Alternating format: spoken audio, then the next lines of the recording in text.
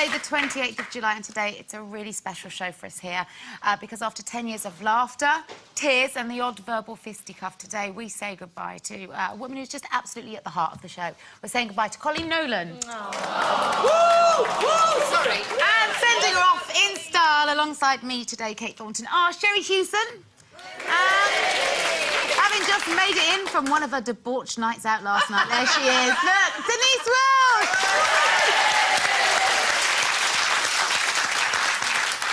Well, you all right? Oh, no. Don't even look at me. I know, I can't.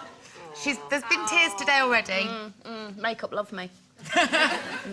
You OK? Yeah, I'm fine. Yeah? Yeah, go on. Gonna go on a smile? Yeah. Yeah. OK, well, we've got two of your all-time favourite guests joining us a little later. In the Loose Lounge, we've got two strapping chaps to help today's proceedings along. Oh, boys, pull yourself together. It's John Barrowman and Brian Connolly.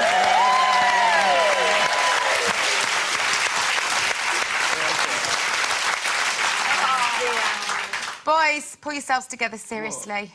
I think you just blew a mic. And I'm sure that didn't come out quite right either. We'll see you later, boys. Oops.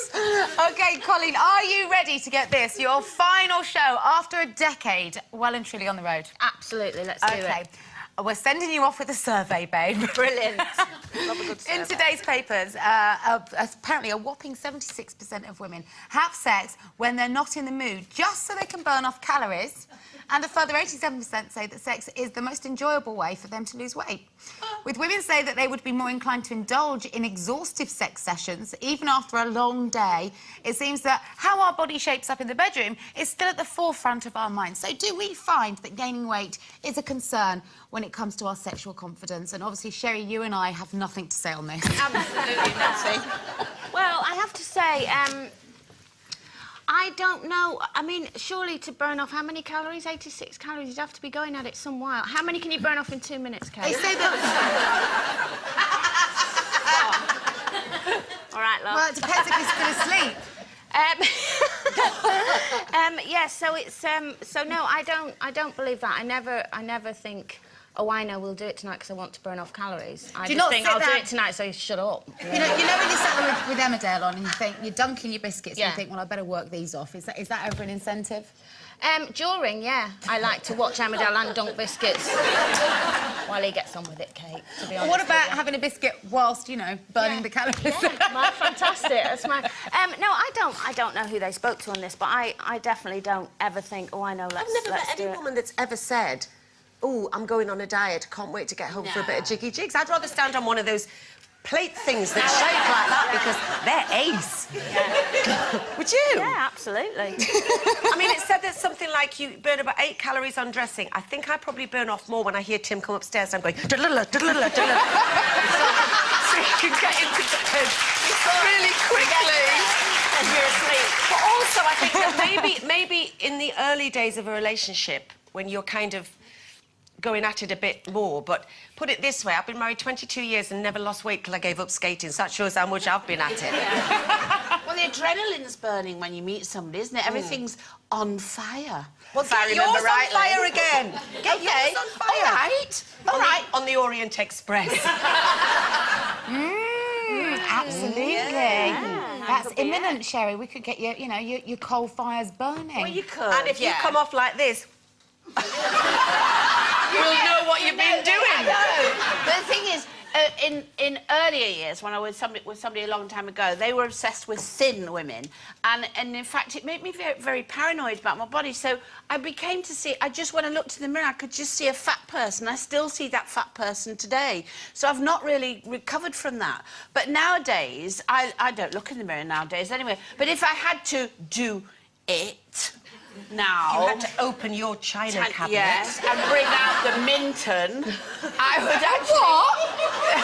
The Minton. What's a Minton? You don't want to know. Minton is a very posh, well, sugar bowl or...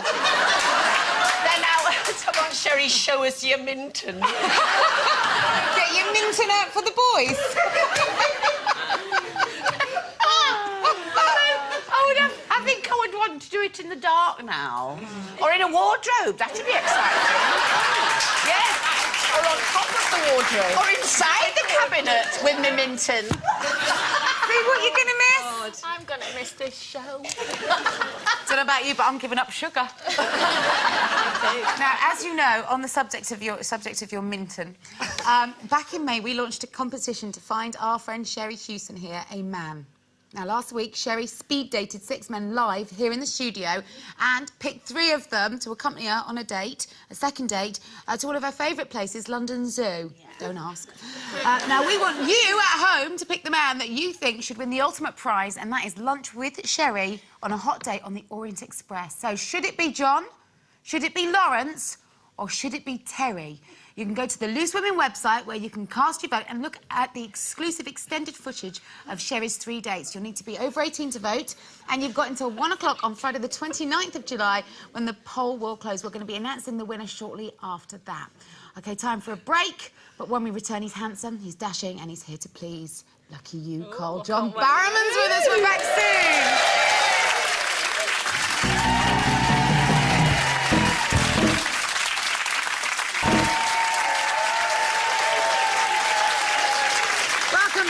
Loose Women. Now, according to research, boys called Isaac, Oliver or Jake are most likely to be mummy's boys, with a study of 3,000 women with children aged between 3 and 16 revealing that those with the trendy names are more prone to go running to mum in times of crisis. A spokesman for the research said boys can love their dads dearly, but it's natural to run to their mum because they can be the ones who are a little bit softer on their sons. So the relationship with the dad can be just as strong and special, but more playful rather than one of safety and comfort. So do you think it should be a mother's job to ensure their son doesn't turn into a stereotypical mummy's boy?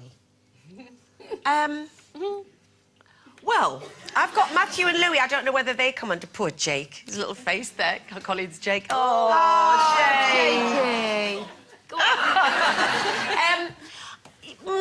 When you say mummy's boy, it does kind of conjure up Ronnie Corbett in Sorry. Do you remember that sort of thing? Yeah. So, but he's not all like Ian Lavender in that thing. Yeah. But no, my boys. It's funny because when I'm away, I've got obviously a 22-year-old Matthew and a 10-year-old Louis. And when I'm away, which I sometimes have to be a lot, you obviously have that mother's guilt, don't you, being away? And mine is normally for Louis because he's 10. But actually, I've realised latterly that I think it's Matthew that misses me more. Even if I then walk in and he goes off to do his band stuff and I don't then see him for 3 days, it's just the fact that I'm back there. Yeah. He has a great relationship with his dad, but it's different to his relationship with me. He's very, he does wear his heart on his sleeve a bit, Matthew, but I think that's more nature rather than nurture, do you know what I mean? And he just, I mean, he takes the mickey out of me all the time, says that I drink too much, says I party too much, says I fancy his friends and all that, you know, that's but he's not still... taking the mickey, that's the truth. Yes. And your point is... Yeah. That's why we love you. But he still comes to me in that sort of mummy role. Louis much more manipulative, shall we say. He'll sort of play one of us against, you know, against the other. But I think it is important for a mum to sort of set them up for the real world. Obviously, I don't do washing or cooking for any of the families, so that doesn't, you know, come into it. They'll never say that's like my mum used to make, and they'll never go, Mum, that's my washing, because it'll still be there a week later. So. Unlike I you... have to say, no, me and my Jakey... I love the fact I can embarrass him even on my last show. No, we aren't really, really close, but I think the term, like you say, mummy's boy, you think of wimpy and a bit, you know... Dependent. Yeah, and a bit dependent. No, they're both very independent, both the boys. But I do think, you know, if they've got problems, they would definitely come to me. Is there a difference with your relationship with them than with Kira? I mean, obviously, Kira's still only 10. I mean, Kira still comes to me and goes, oh, don't tell Dad. They're always scared of, you know, that always works. Or I'll tell you, Dad, well, no, and then they'll stop doing the ogres that they are. But I think Kira, from an early age, was more independent. And like you say, I mean, Shane is, you know, he's off travelling and all that at the moment, working. But then he'll be the one that'll phone me and go, when are you coming home, Mum? When are you home? And I always think, God, he's 22 and he really missed me. And then I get home and see 2 bin bags of washing by the... And as I walk in, he goes, what's for tea?